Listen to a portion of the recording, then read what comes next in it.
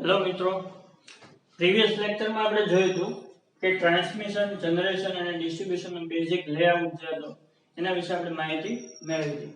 હવે આપણે એક એક કમ્પોનન્ટ છે એને આપણે ડિટેલમાં જોતા જઈએ, બરોબર? એટલે કે જનરેશન છે કઈ રીતે થતું તો એ આપણે જનરેટિંગ વાળા ચેપ્ટરમાં ડિસ્કસ કરના છે. હવે વાત આપણે આ ચેપ્ટરમાં કરવાની છે કે ટ્રાન્સમિશન કઈ રીતે થશે અને ડિસ્ટ્રીબ્યુશન સિસ્ટમ જે કઈ રીતે વર્ક કરશે. તો મેઇનલી ટ્રાન્સમિશન જે છે ઇલેક્ટ્રિકલ પાવરનું એ બે મેથડ થી થાય, બરોબર? ટ્રાન્સમિશન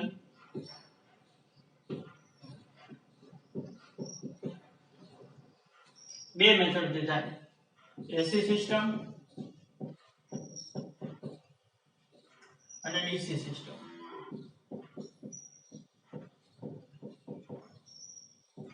પાવર નું જે ટ્રાન્સમિશન છે મેઇનલી બે મેથડ થી થાય, એસી સિસ્ટમ થી અને ડીસી સિસ્ટમ થી. ડીસી સિસ્ટમ ની અંદર આવે એચવીડીસી સિસ્ટમ, બરોબર? એટલે કે high voltage DC transmission system.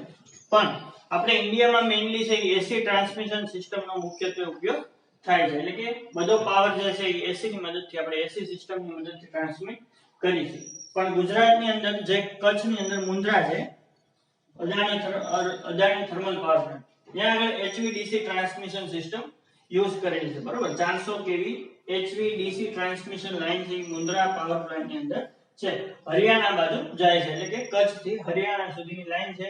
1000 થી કંઈક 1200 કિલોમીટર જેટલું ડિસ્ટન્સ છે. એટલે કે જ્યારે લોંગ ટ્રાન્સમિશન સિસ્ટમ હોય, અંતર કેવું હોય, ખૂબ જ વધારે હોય, ત્યારે એચવીડીસી સિસ્ટમ છે આપણને ખૂબ જ ફાયદાકારક નીવડે છે. એટલા માટે આપણે એચવીડીસી સિસ્ટમનો ઉપયોગ કરીશું લાંબા ગાળે. હવે આપણે જોતા જઈએ કે આ જે સિસ્ટમ છે એટલે કે ટ્રાન્સમિશન સિસ્ટમ છે મુખ્યત્વે ત્રણ ભાગની અંદર ડિવાઈડ થાય: low transmission line, medium transmission line અને લોંગ ટ્રાન્સમિશન લાઈન. તો એ ટ્રાન્સમિશન લાઈન છે એનું ક્લાસિફિકેશન કઈ રીતે પડે છે એના વિશે આપણે વાત કરીએ.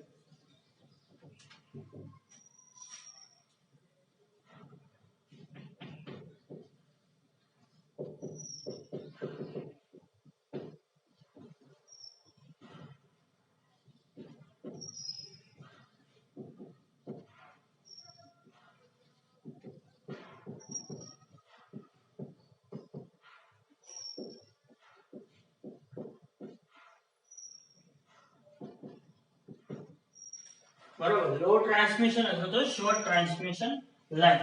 તો જે ટ્રાન્સમિશન લાઈન નું અંતર, બધી બુકમાં અંતર જે છે એ અલગ અલગ આપેલું છે. કોઈ બુકમાં 50 કિલોમીટર સુધીની લાઈન આપેલી છે, કોઈ બુકમાં 80 કિલોમીટર સુધીની લાઈન આપેલી છે, બરોબર? તો આપણે સ્ટાન્ડર્ડ બુકને ફોલો કરશું કે જે શોર્ટ ટ્રાન્સમિશન લાઈન છે કોને કહેવામાં આવે તો કે જે ટ્રાન્સમિશન લાઈન છે એની લંબાઈ 80 કિલોમીટર કરતા ઓછી હોય.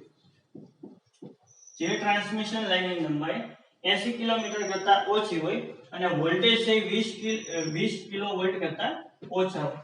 ખ્યાલ આવે છે? જે ટ્રાન્સમિશન લાઈનની લંબાઈ 80 કિલોમીટર કરતા ઓછી હોય અને ટ્રાન્સમિશનના વોલ્ટેજ 20 કેવી કરતા ઓછા હોય, એવી ટ્રાન્સમિશન લાઈનને કહેવામાં આવે શોર્ટ ટ્રાન્સમિશન લાઈન અથવા તો લો ટ્રાન્સમિશન લાઈન. ખ્યાલ આવે છે? જે ટ્રાન્સમિશન લાઈનનું અંતર 80 કિલોમીટરથી ઓછું હોય અને એના વોલ્ટેજ છે 20 કેવી કરતા ઓછા હોય, એવી ટ્રાન્સમિશન લાઈનને કહેવાય શોર્ટ ટ્રાન્સમિશન લાઈન. પછી બીજો પ્રકાર આવે મીડિયમ ટ્રાન્સમિશન લાઈન.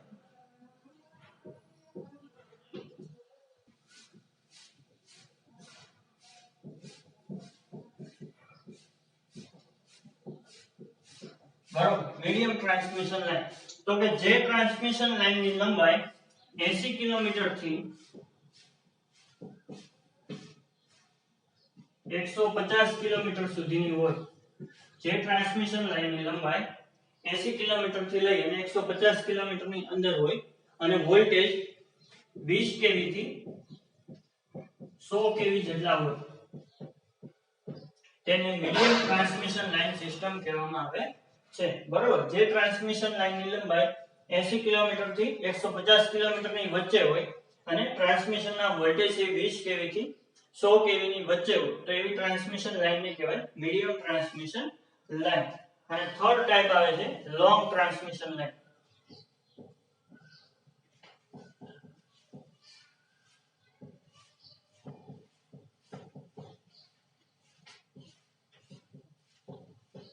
તો લોંગ ટ્રાન્સમિશન લાઈન કોને કહેવાય તો કે જે ટ્રાન્સમિશન લાઈનની લંબાઈ 150 કિલોમીટર કરતા વધારે હોય 150 કિલોમીટર કરતા વધારે અને વોલ્ટેજ છે એ 100 કેવી કરતા વધારે એવી ટ્રાન્સમિશન લાઈન ને કહેવાય લોંગ ટ્રાન્સમિશન લાઈન. ખ્યાલ આવે છે? શોર્ટ ટ્રાન્સમિશન લાઈન કોને કહેવાય? તો કે જે ટ્રાન્સમિશન લાઈન ની લંબાઈ 80 કિલોમીટર કરતા ઓછી હોય અને વોલ્ટેજ છે 20 કેવી કરતા ઓછા હોય એવી ટ્રાન્સમિશન લાઈન ને કહેવાય શોર્ટ ટ્રાન્સમિશન લાઈન. ખ્યાલ આવે છે? મીડિયમ ટ્રાન્સમિશન લાઈન કોને કીધી આપણે? તો કે જે ટ્રાન્સમિશન લાઈન ની લંબાઈ 80 કિલોમીટર થી 150 કિલોમીટર ની વચ્ચે હોય અને વોલ્ટેજ છે 20 કેવી થી 100 કેવી ની વચ્ચે હોય તો એવી ટ્રાન્સમિશન લાઈન ને કહેવાય medium transmission line.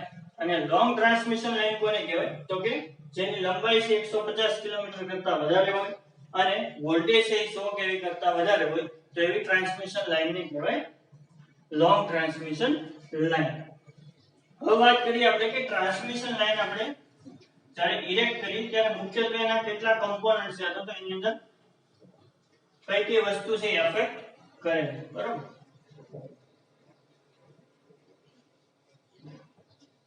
Transmission line છે એના મુખ્યત્વે 4 કમ્પોનન્ટ છે: રેઝિસ્ટન્સ, ઇન્ડક્ટન્સ, કેપેસિટન્સ અને કન્ડક્ટન્સ. બરાબર? રેઝિસ્ટન્સ, ઇન્ડક્ટન્સ, કેપેસિટન્સ અને કન્ડક્ટન્સ. હવે વાત કરીએ કે આ 4 કમ્પોનન્ટ છે આવે છે કઈ રીતે?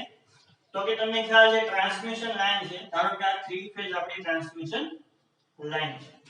બરાબર? ટ્રાન્સમિશન લાઈન શું કરશે?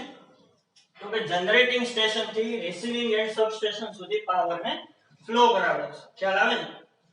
ટ્રાન્સમિશન લાઈન શું કરશે? તો કે જનરેટિંગ સ્ટેશન થી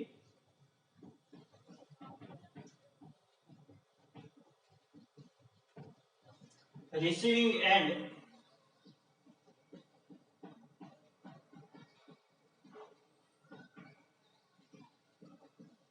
સબસ્ટેશન સુધી પાવર ને પહોંચાડશે.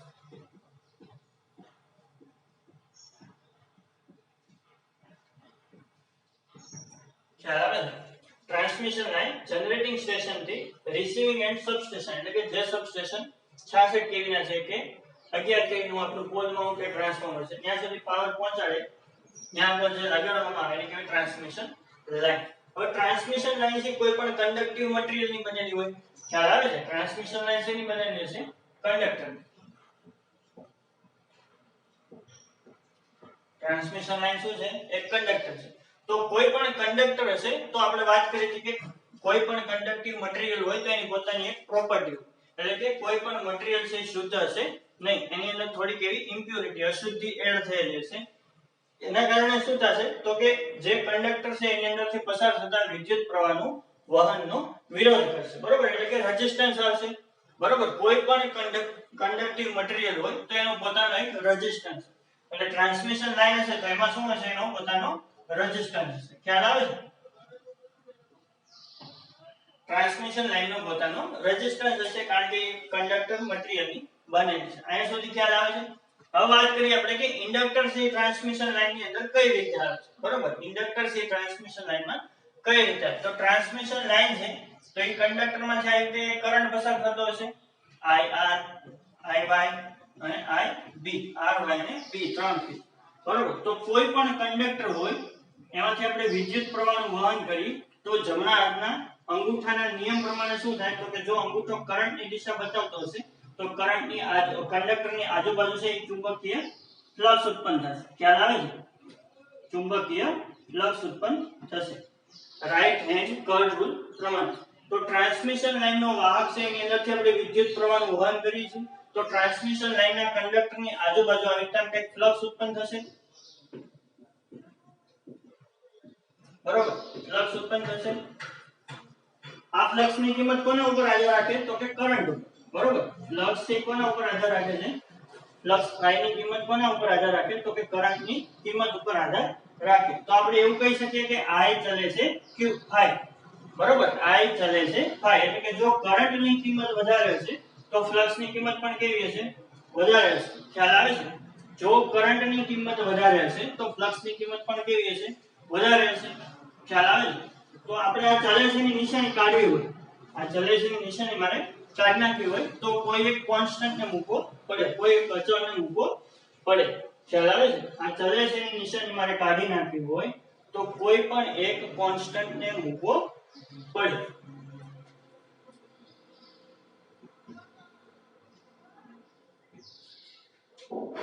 અથવા તો આ ચલે છે ની નિશાની મારે કાઢી નાખવી, ત્યાં હું બરાબર મૂકી દઉં તો આની જગ્યાએ હું કોન્સ્ટન્ટ તરીકે મૂકું l. બરાબર, શું મૂકું? l. અને એને ગુણ્યા 5 પ્લસ. ખ્યાલ આવે છે? આ ચલે છે ની નિશાની મારે કાઢી નાખવી હોય તો એની જગ્યાએ મારે કોઈ પણ એક કોન્સ્ટન્ટ ને મૂકવો પડે. મેં અહીં ચલે છે ની નિશાની જગ્યાએ શું કરી નાખ્યું? ઇક્વલ ટુ કરી નાખ્યું, બરાબરની સાઈન કરી નાખી. તો એક કોન્સ્ટન્ટ મૂક્યો. કોન્સ્ટન્ટ કોણ છે? તો કે l છે. l એટલે કે ઇન્ડક્ટન્સ. તો l ની કિંમત કેટલી થાય? 5/r. બરોબર, l ની કિંમત કેટલી થાય? 5/r. સમજાય છે? l ઈ શું છે? ઇન્ડક્ટન્સ છે. ક્યાંથી આવ્યું ઇન્ડક્ટન્સ? તો કે જેવો કંડક્ટરમાંથી વિદ્યુત પ્રવાહનો વહન થશે તો એના હિસાબે ફ્લક્સ ઉત્પન્ન થશે. ઈ ફ્લક્સના કારણે સર્કિટની અંદર ઇન્ડક્ટન્સ એ ઉત્પન્ન થશે. ઇન્ડક્ટન્સ શું કરતું તો આપણે વાત કરી તો કે કોઈ પણ ઇન્ડક્ટન્સ છે એ શું કરશે તો કે મેગ્નેટિક ફ્લક્સ ને એની અંદર સ્ટોર કરશે. બરોબર, મેગ્નેટિક એનર્જી ને ઇન્ડક્ટન્સ એ પોતાની અંદર સ્ટોર કરી રાખે. ખ્યાલ આવે છે? તો જેવું વિદ્યુત પ્રવાહનું વહન થાય એટલે ફ્લક્સ ઉત્પન્ન થાય. ઈ ફ્લક્સ ને જે સ્ટોર કરે છે એને શું કહેવાય તો કે ઇન્ડક્ટન્સ કહેવાય. તો ટ્રાન્સમિશન લાઈન ની અંદર બે કમ્પોનન્ટ તમને સમજાણા. રેઝિસ્ટન્સ કઈ રીતે આવ્યો તો કે કંડક્ટર મટીરીયલ નો વાહક ટ્રાન્સમિશન લાઈન છે એ કંડક્ટર ની બનેલી છે. કોઈ પણ કંડક્ટર હશે તો એનો પોતાનો એક પ્રતિરોધ હોય, અવરોધ હોય. એને આપણે R થી રિપ્રેઝન્ટ કર્યો. બરાબર, કારણ કે કોઈ પણ કંડક્ટર મટીરીયલ હશે શુદ્ધ હશે નહીં. પછી ઇન્ડક્ટન્સ ક્યાંથી એવું તો કે જેવો તમે વાહકમાંથી વિદ્યુત પ્રવાહનું વહન કરાવશો એટલે એની આજુબાજુ ફ્લક્સ ઉત્પન્ન થાય અને ઇન્ડક્ટન્સ L છે ઈ આવશે. L બરાબર શું થાય? 5 ના છેદમાં I. બરોબર, એટલે કે ફ્લક્સ ના છેદમાં કરંટ. ખ્યાલ આવે છે? હવે વાત કરીએ આપણે કેપેસિટન્સ.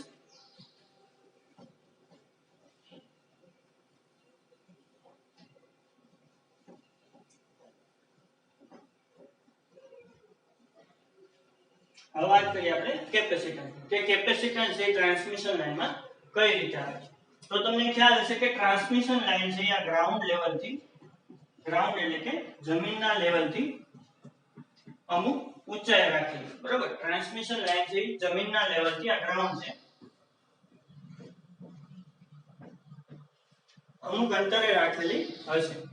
હવે કેપેસિટન્સ છે કોને કહેવાય તો કે કોઈ પણ બે કંડક્ટિવ મટીરીયલ જો ડાઇલેક્ટ્રિક મટીરીયલની મદદથી સેપરેટ થાય, એટલે કે કોઈ પણ બે કંડક્ટરની પ્લેટ ની વચ્ચે જો અવાહક મટીરીયલ રાખવામાં આવે તો એને કહેવાય કેપેસિટન્સ. સમજાય છે? કોઈ પણ બે કંડક્ટરની વચ્ચે જો આપણે અવાહક પદાર્થ રાખી દઈએ, ઇન્સ્યુલેટર રાખી દઈએ તો એને કહેવાય કેપેસિટન્સ. સપોઝ ધારો કે આ બે પેન છે એ આપણા બે કંડક્ટર છે. બરોબર, આ એક બ્લુ અને રેડ પેન જે છે એ કંડક્ટર છે. એની વચ્ચે ઇન્સ્યુલેટર તરીકે અત્યારે કોણ છે તો કે હવા. ખ્યાલ આવે છે? હવા જે છે એ ઇન્સ્યુલેટર તરીકે કામ કરે. તો બે પેન વચ્ચે, બે કંડક્ટર વચ્ચે જો હવા એ જે ડાઇલેક્ટ્રિક મીડિયમ તરીકે આપણે યુઝ કરી તો આ બે કંડક્ટર છે કોના તરીકે કામ કરશે તો કે કેપેસિટર તરીકે કામ કરશે. સમજાય છે? તો ટ્રાન્સમિશન લાઈન છે શેની બનેલી છે? કંડક્ટિવ મટીરીયલની. બરોબર, ટ્રાન્સમિશન લાઈન શેની બનેલી છે?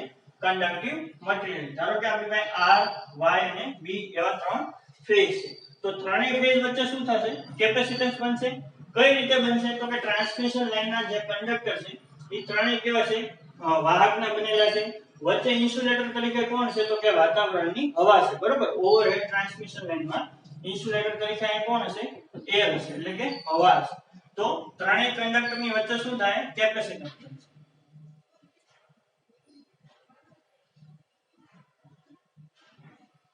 આ C RY C YB અને ત્રીજું બનશે CRB. ખ્યાલ આવે છે? આવી રીતે ત્રણ કેપેસિટન્સ બનશે. ક્યાં આગળ? ટ્રાન્સમિશન લાઈનના ત્રણેય કંડક્ટર વચ્ચે. પછી બીજા ક્યાં કેપેસિટન્સ બનશે તો કે ગ્રાઉન્ડ છે. ગ્રાઉન્ડ એટલે કે જમીન.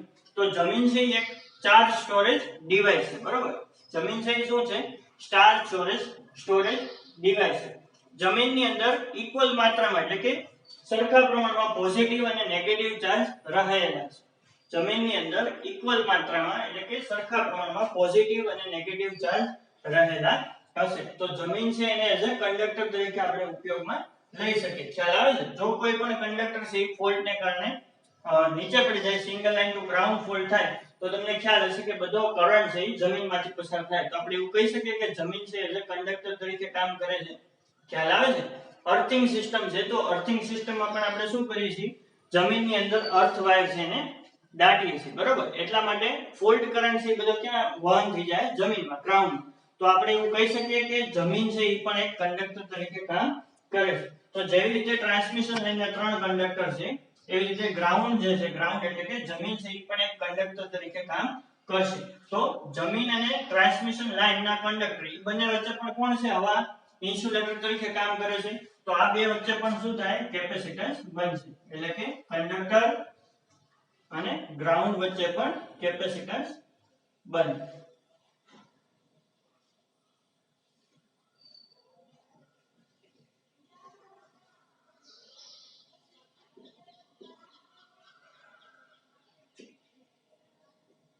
સી આર જી એટલે કે આર ફેઝ અને ગ્રાઉન્ડ વચ્ચેનું કેપેસિટન્સ પછી સી વાય જી અને સી બી જી ખ્યાલ આવે છે જમીન છે એ શું છે કંડક્ટર તરીકે કામ કરે છે એટલા માટે ટ્રાન્સમિશન લાઇન અને જમીન વચ્ચે પણ એક કેપેસિટન્સ બને છે ખ્યાલ આવે છે તો 3 કમ્પોનન્ટ આવ્યા આર પછી ઇન્ડક્ટન્સ અને કેપેસિટન્સ તો તમને ખ્યાલ આવ્યો કે ટ્રાન્સમિશન લાઇનની અંદર જે 4 મેઇન પેરામીટર છે રેઝિસ્ટન્સ ઇન્ડક્ટન્સ કેપેસિટન્સ અને કન્ડક્ટન્સ તેમાંના 3 કમ્પોનન્ટ છે રેઝિસ્ટન્સ એ કઈ રીતે આવ્યો ઇન્ડક્ટન્સ કઈ રીતે આવ્યો અને કેપેસિટન્સ એ ટ્રાન્સમિશન લાઇનમાં કઈ રીતે આવે છે એના વિશે તમને ખ્યાલ આવ્યો છે બરાબર હવે વાત કરીએ આપણે કે એર છે એટલે કે હવા છે એ ઇન્સ્યુલેટર તરીકે તો કામ કરે છે બરાબર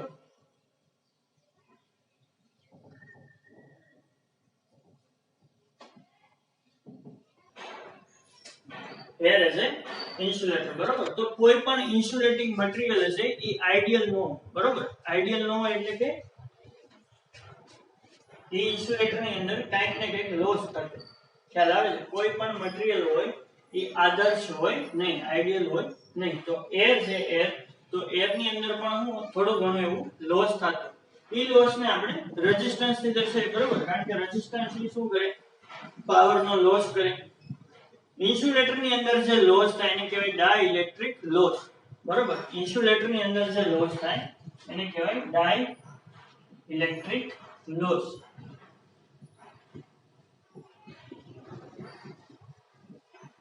ખ્યાલ આવે છે ડાઇલેક્ટ્રિક લોસ તો કોઈ પણ ઇન્સ્યુલેટિંગ મટીરીયલ હોય એ પ્યોર હોય નહીં એટલે કે આઇડિયલ હશે નહીં એની અંદર થોડો કેવો લોસ થતો હશે એ લોસ ને કહેવાય ડાઇલેક્ટ્રિક લોસ હવે આ લોસ છે એને આપણે શેનાથી દર્શાવશું તો કે રેઝિસ્ટન્સ થી બરોબર પણ એ રેઝિસ્ટન્સ એ શન્ટ રેઝિસ્ટન્સ થી દર્શાવશું શેનાથી શન્ટ રેઝિસ્ટન્સ થી કેમ શન્ટ રેઝિસ્ટન્સ થી તો કે કેપેસિટર છે બે કંડક્ટર વચ્ચે બને છે બરોબર અને ઇન્સ્યુલેટિંગ મીડિયમ ક્યાં આગળ છે તો કે બે કંડક્ટિંગ પ્લેટ ની વચ્ચે હવા છે ઇન્સ્યુલેટર તરીકે છે તો ઇન્સ્યુલેટર ની અંદર લોસ થાય છે એટલા માટે આપણે શન્ટ રેઝિસ્ટન્સ થી દર્શાવીએ છીએ એને કહેવાય કન્ડક્ટન્સ G બરોબર શન્ટ રેઝિસ્ટન્સ એને કહેવાય કન્ડક્ટન્સ G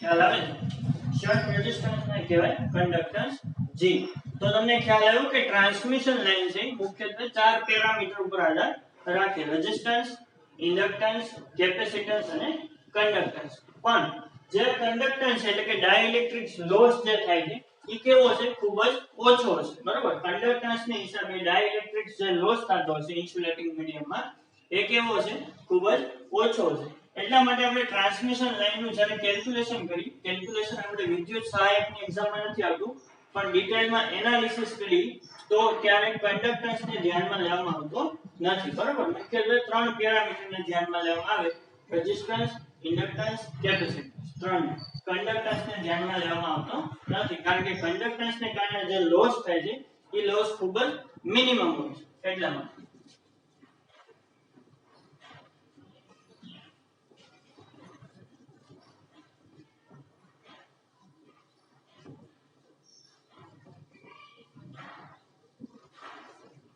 તો અહીંયા સુધી ખ્યાલ આવી ગયો કે ટ્રાન્સમિશન લાઈન છે એના 4 પેરામીટર છે.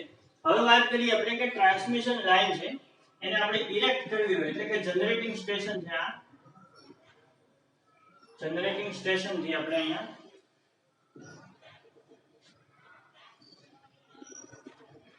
આગળ આપણે ધારો કે લોડ કનેક્ટ કરેલો બરાબર લોડ સેન્ટર છે આ જનરેટિંગ સ્ટેશન છે આ લોડ સેન્ટર છે તો જનરેટિંગ સ્ટેશન થી લોડ સેન્ટર સુધી પાવર પહોંચાડવા માટે કોનો ઉપયોગ થાય અહીંયા આગળથી આપણે પાવરનો ફ્લો થતો છે બરાબર પાવરનો ફ્લો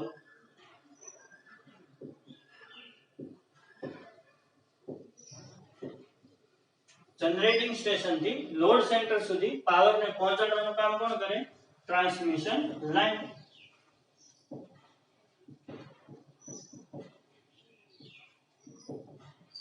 હવે ટ્રાન્સમિશન લાઈનને આપણે જનરેટિંગ સ્ટેશન થી લોડ સેન્ટર સુધી પહોંચાડવી હોય તો કઈ રીતે પહોંચાડશું તો કે પોલ ની મદદથી બરોબર પોલ એટલે શું થાય પોલ એટલે થાંભલા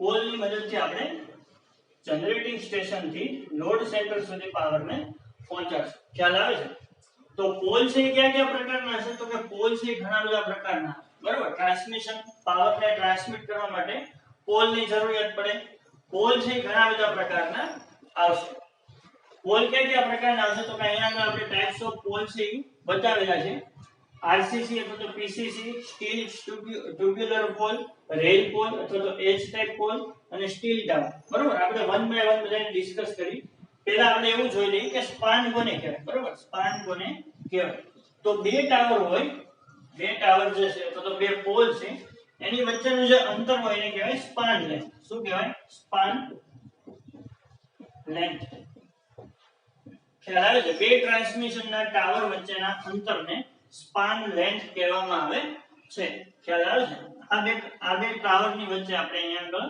કંડક્ટર છે એને લગાવેલો હશે તો બે ટ્રાન્સમિશનના ટાવર વચ્ચેના અંતરને સ્પાન લેન્થ કહેવામાં આવે હવે જેમ ટ્રાન્સમિશનના વોલ્ટેજ વધારે હશે એટલે કે 132 કેવી હશે 220 કેવી હશે 400 કેવી હશે 765 કેવી હશે જેમ ટ્રાન્સમિશનના વોલ્ટેજનું લેવલ વધતું જશે એ પ્રમાણે સ્પાનનું લેવલ કેવું થતું જશે વધતું જશે કેમ આપણે સ્પાન વધારે રાખશું તો કે જો સ્પાન છે એની લંબાઈ વધારે હશે તો આપણે પાવરને ટ્રાન્સમિટ કરવા માટે ઓછા ટાવરની જરૂરિયાત પડશે ખ્યાલ આવે છે સપોઝ ધારો કે આપણી પાસે 10 કિલોમીટરની લાઈન છે 10 કિલોમીટરની લાઈન છે બરોબર અને એક 20 કેવી ની લાઈન છે એક 100 કેવી ની લાઈન છે સમજાય છે 10 કિલોમીટરની 20 કેવી ની લાઈન છે 100 કેવી ની લાઈન છે ટ્રાન્સમિશન વોલ્ટેજ અહીંયા આગળ કેવા છે ઓછા છે સ્પાન લેન્થ કેવી છે ઓછી ખ્યાલ આવે છે ટ્રાન્સમિશનના વોલ્ટેજ ઓછા છે તો આપણે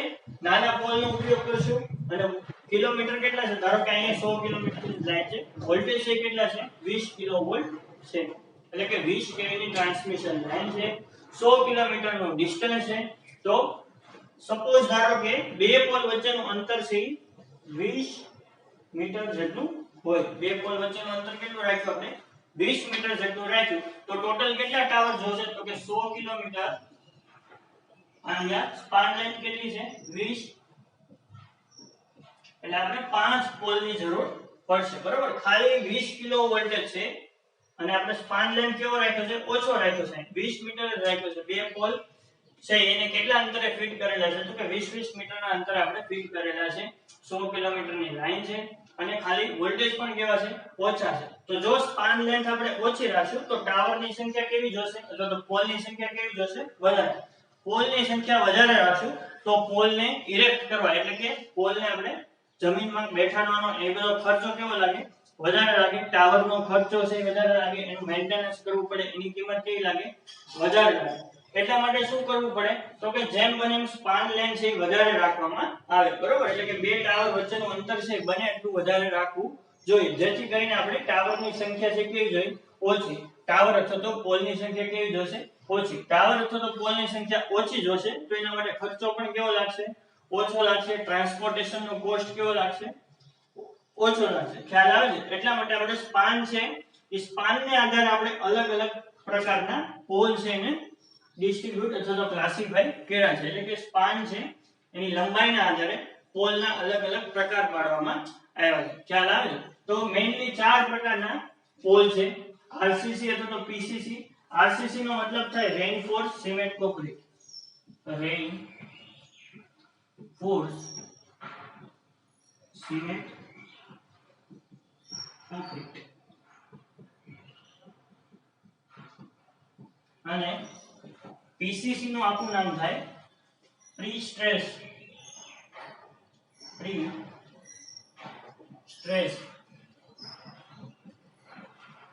સિમેન્ટ કોન્ક્રીટ.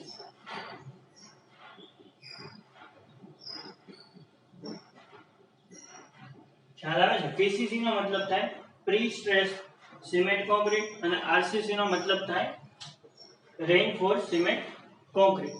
તો આરસીસી એટલે તો પીસીસી નો પોલ તમે જોયો છે ક્યાં આગળ ઉપયોગમાં લેવાય? તો કે 60 થી 100 મીટર નું અંતર હોય ત્યાં, એટલે કે લાંબા અંતરની ટૂંકા અંતરની ટ્રાન્સમિશન લાઈન હોય તો ડિસ્ટ્રીબ્યુશન સિસ્ટમ હોય ત્યાં આગળ આપણે આરસીસી અથવા તો પીસીસી પોલનો ઉપયોગ કરીએ છીએ. પછી વાત આવે સ્ટીલ ટ્યુબ્યુલર પોલનો. તેનો સ્પાન લેન્થ કેટલો છે? તો કે 50 મીટર થી 80 મીટરની વચ્ચે.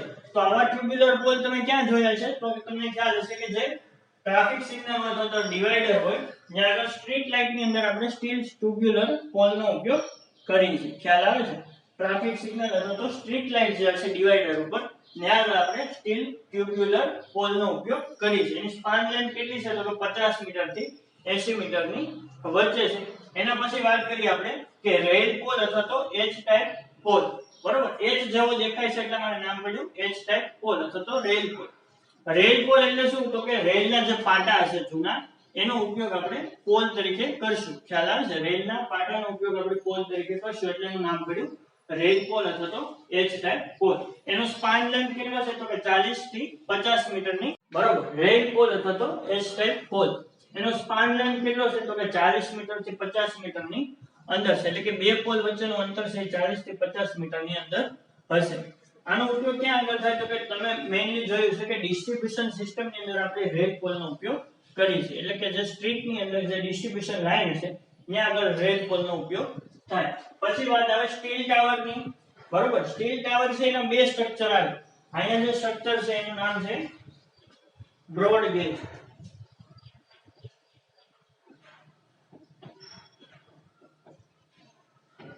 અને એક નેરો બેઝ આવે. બરોબર, બ્રોડ બેઝ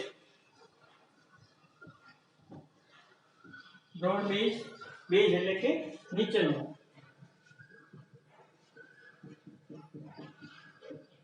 અને નેરો બેઝ.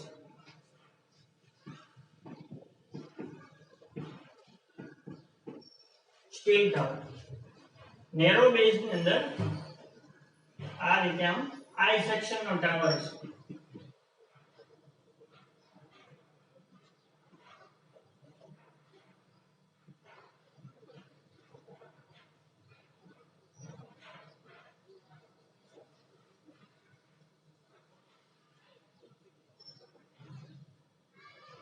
બરોબર, આવી રીતનો કંઈક ટાવર હશે.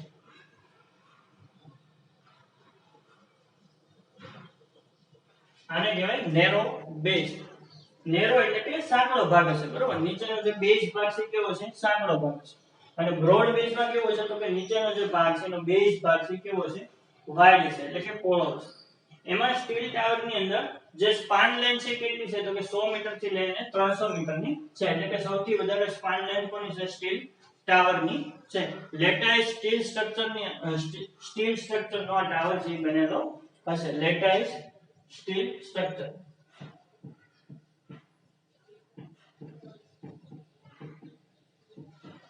લેટાઇઝ સ્ટીલનો ટાવર જે બનેલો હશે.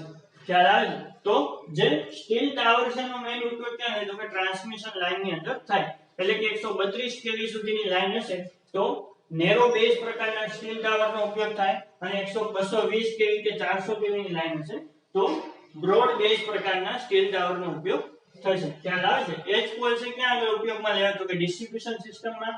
સ્ટીલ ટ્યુબ્યુલર પોલ છે ક્યાં આગળ ઉપયોગમાં લેવાય? તો કે ટ્રાફિક સિગ્નલ અથવા તો જે ડિવાઈડર ઉપર જે સ્ટ્રીટ લાઇટ હશે ત્યાં આગળ સ્ટીલ ટ્યુબ્યુલર પોલનો ઉપયોગ થાય. પછી વાત આવે આરસીસી અથવા તો પીસીસી એટલે કે પ્રી સ્ટ્રેસ સિમેન્ટ કોન્ક્રીટ અથવા તો રેઇનફોર્સ સિમેન્ટ કોન્ક્રીટ ટાવરનો ઉપયોગ ક્યાં થાય અથવા તો પોલનો ઉપયોગ ક્યાં થાય તો કે 66 kV સુધીની ટ્રાન્સમિશન લાઇનમાં 132 kV સુધીનીમાં પણ થાય પણ એનું સ્ટ્રક્ચર કેવું થઈ જાય હેવી બની જાય બરોબર. સ્ટીલ ટાવર આરસીસી પોલ જે છે એનું સ્ટ્રક્ચર કેવું થઈ જાય હેવી થઈ જાય એટલા માટે એનું ટ્રાન્સપોર્ટેશન કરવું કેવું થઈ જાય અઘરું થઈ જાય. ખ્યાલ આવે છે. આરસીસી છે તેનું વજન કેવો હશે વધારે છે એટલા માટે એનું ટ્રાન્સપોર્ટેશન છે અઘરું બને એટલા માટે એને 66 kV સુધી આપણે ઉપયોગમાં લઈ છે ટ્રાન્સમિશન લાઈન નાખવા. ખ્યાલ આવે છે. તો આ હતા પોલના ટાઇપ્સ. પોલ છે એ કોના ઉપર આધાર રાખે તો કે એની સ્પાન લેન્થ ઉપર આધાર રાખે એટલે કે સ્પાન લેન્થ કેટલી છે એના આધારે આપણે પોલ છે એનો ઉપયોગ કરીએ છીએ. ખ્યાલ આવે છે. Thank you.